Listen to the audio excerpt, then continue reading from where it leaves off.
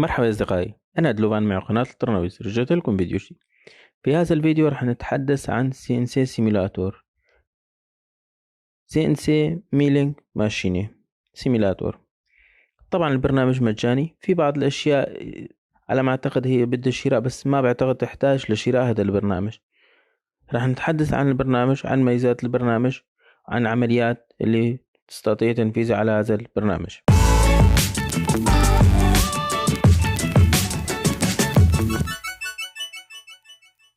يا أصدقائي، البرنامج على هذا الشكل. طبعا من هون من فوق، هون أول ما بتشوفون من فوق بيعطي المحدثيات أو المحاور، فيك تلغيها. هون بيعطيك إذا التشغيل، بيعطيك الأداة وين عم تمشي خلف الأداة. هاي الخيار اللي بعده بيعمل لك الماشينة 2D أو 3D. طبعا إذا حبيت 2D أو 3D، هون بيعطيك كذا خيار للماشينة. إذا بدك تشوف المشغولة، عمليات عم تنفذ على المشغولة، أو بدك تشوف الماكينة، أو بدك تشوف هيك من هالجهة. الخيار اللي بعده هي تحريك الماكينة بأي اتجاه بدك إياه، لفوق، يمين، تحت، يسار. بعدين يجي عندنا خيار اللي بعده القبل الأخير، وهو تدوير الماكينة. الخيار الأخير هو تقريب الماكينة للأمام للخلف. هون عندنا بالضبط، هنا عندنا اللغة، عندنا الأبعاد أو المقاييس هي متريك. سرعة السيموليشن أو التنفيذ، يعني بدقة سريعة، كله هون بتضغط تزيد سرعة التنفيذ. اللي بعده هي النقطة اللي بعدها هي غلق باب الماكينة. طبعا هاي كمان هون بيقول لك بدك اياه مثل ما بيحصل على الماكينة أو 3D. هون هذا الخيار اللي هون انه بينفذ لك اياه البرنامج سطر او بلوك بلوك. مرات لما نشتغل على الماكينة، أول لما نقوم تنفيذ أي برنامج بننفذه تنفيذي بلوك بلوك، لنتأكد من برنامجنا عم يمشي بالطريق الصح. هون القائمة، هون تضغط القائمة بيطلع لك كذا خيارات. هون أول وحدة هي عندنا أبعاد المشغولة أو الشغلة. طبعا هون مثل ما تشوف، هون بيعطينا العرض، هون الاتجاه، هاي كمان العمق.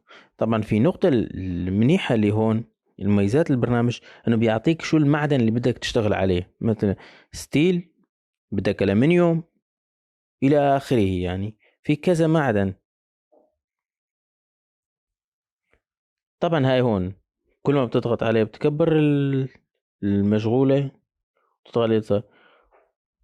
في هون كمان النقطة الصفر الأهم،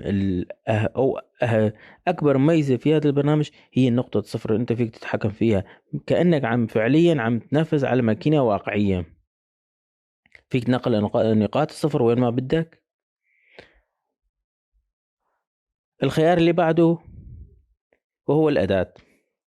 يا أصدقائي، الأداة، هون عندك الرقم من الأداة وين بدك، يعني الرقم الأداة. هون عندك الميل تيب، يعني شو بدك إياها، الدريل عندك، التفريز إلى آخره. يعني الأداة اللي بدك تنفذها عليها. طالما مثل ما تشوف هون عندنا البال، يعني عندنا ثريد، قلاووز إلى آخره، مسح الوجه، قطع دائري، يعني كلها.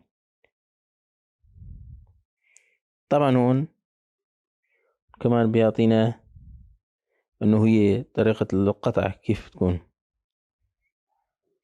طبعا هاي اللي هون هي الأقطار، تول اوفست. عندنا هون الخيار اللي بعد، يعني بيخص المعلومات أداة القطع. عندنا خيار اللي بعده، في عندنا هون خيار إدخال كتابة البرنامج يدويا. طبعا لصق، أو فيك تستعمله بطريقة تانية، تضغط هون تكتب البرنامج، أو فيك تغلقها هيك وترجع. في نقطة أخيرة كمان، في عنا الحاسبة هون تحسب كل شيء، تحسب سرعة القطع والار بي ام، وحتى هون المعدن. يعني كل شيء موجود ضمن البرنامج. فعلا برنامج يعني بيستاهل. هون بيطلع من البرنامج. هون اذا كان في عنا اي تسوق او شيء في اشياء، بس ما بعتقد داعي للتسوق لانه البرنامج كله متاح. هون انشاء ملف جديد، هون فتح الملفات، هون حفظ الملف. راح نفتح على سبيل المثال ملف ليكن هذا الملف open. اوكي، اجت لانه هون التشغيل. بدكم تنتبهوا لهي الشغله. قلنا تنفيذ بلوك تنفيذ البلوكات بلوك او سطر سطر. هلا نحن استعملنا هاي، شغلناها، كل ما نضغط عليها عم تنفذ شيء. هلا غير الاداة، قلنا نشوف هدول اللي هون. طلع انت فيك الثالث كيف، 1 2 3 كيف. نجيب على 2 فوق. انت فيك تلغي هاي الخطوط، نفذ السطر اللي بعده.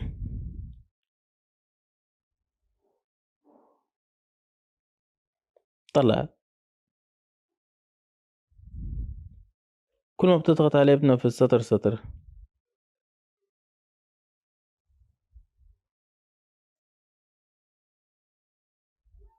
يعني راح تنفذ بلوك بلوك. هاي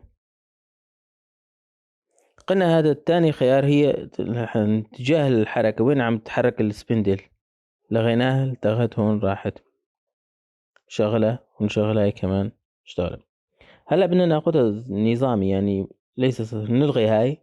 راح يقوم تنفيذ البرنامج بشكل كامل.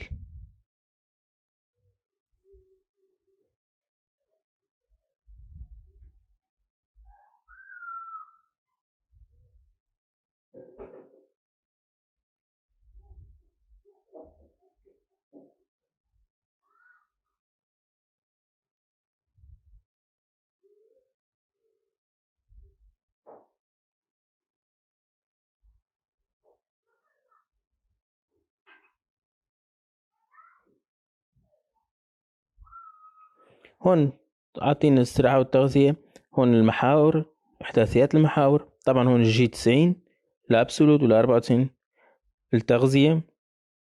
النقطة الصفر هون البلان اللي اشتغل فيه. هون المترك جي 43 ل40 80 98.